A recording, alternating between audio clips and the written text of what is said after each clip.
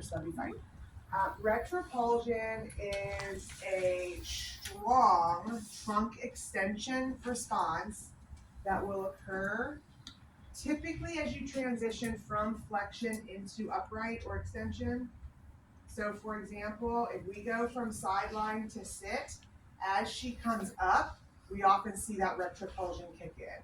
Because she's lying down and she's kind of curled here, and as she comes up into an upright position, this retropulsion kicks in and it's a throwing back of the trunk. And then the second time you'll see it a lot is moving from sit to stand, which could be during a transfer or just from sit to stand. Because they're going from an increased hip flexion, and as they go into extension, it's like an exaggerated response that occurs. Okay? One of my more embarrassing moments at my clinical was not knowing what this was and not recognizing it and almost losing it on an older woman that I thought was just purposely throwing herself on the bed because she had earlier threatened to throw the CI out the window, so she was already kind of like whatever. And then so I was like, you got to stop doing that. You got to work with me. You got to stop doing. And then my CI informed me that she had no control over it. Okay. Well, there you go. It feels like that though. Yeah. It sometimes feels you're just like, okay. With retropulsion, do you get the lower extremity extension too, or something? Not always. It's usually it's just isolated. Okay, so let's make sure we understand retropulsion. We'll talk about how to break it. I didn't hear what you said. What Trigger is kind of moving from the flexion to the upright or extension. The reasons I say upright or extension is that when you go from your side up to sitting, there's not a huge hip flexion change, but it still moves into that kind of upright where you kind of go from that kind of lying position and then you start to come up and then your body just kicks into extension. Are we good on what it is? Okay, how do you break it? How do you prevent it? Hip flexion.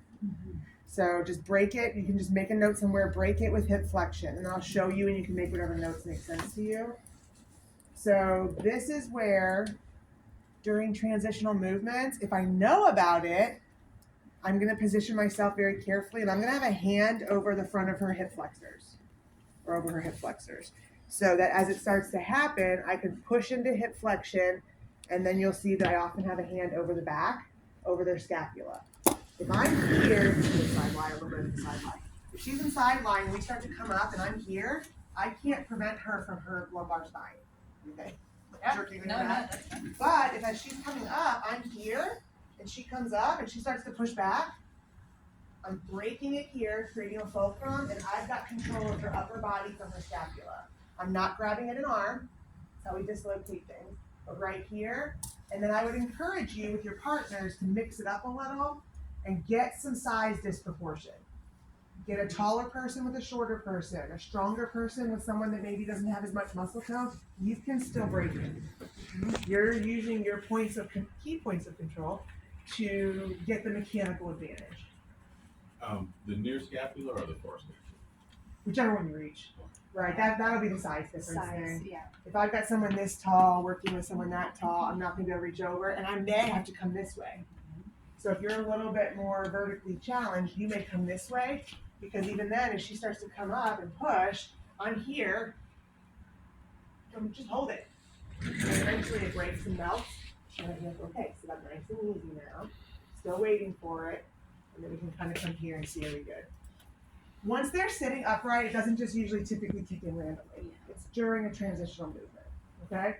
So under the arm, over the arm, whichever works better for your mechanics, and then just wait.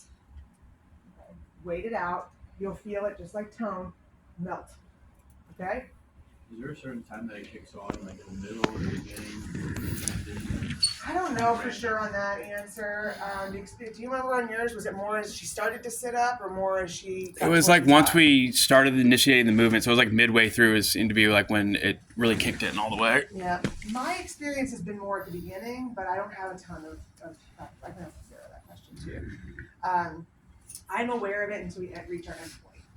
Okay, so if we go, I'm going to do a real demo of this in a second, but if I'm doing sit to stand, as we start to come forward, again, if I'm aware of it, I have to think, well, do I have to block and do this, or am I just doing this?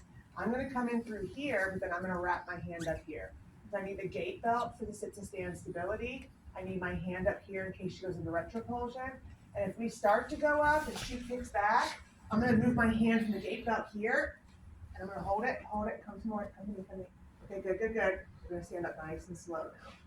Easy, good. So I don't need a hand here if she's pushing back. I let go of this hand and I get it here to try to push her back in. Hopefully not causing any bursitis problems. Okay, so it's just kind of feeling it out. That's why test lift is good. Let's say I don't know about it. You're the first one. And I come in and I start a test lift and she kicks back and I'm just like, okay, all right, we got you. You're all right. Go ahead and lay back and relax. Okay? No big deal. Wow, that was a nice little kick in, wasn't it? Yeah. So next time we know how to prevent that, all right? Yeah, okay. So let's get you back up sitting and we'll go from there. I didn't get up and she slams down. It's okay for them to end up lying down. Mm-hmm. Ideally, there's not a wall right behind them, but you just want to protect them. That's why we do a test lift. You didn't remember, you didn't know, do a quick test lift. You're like, oh, retropulsion, I got you. Let's do it. Okay, let's try this again, okay? You can even come here. If you guys can't tell, I'm holding her gape out with my right hand, and I'm starting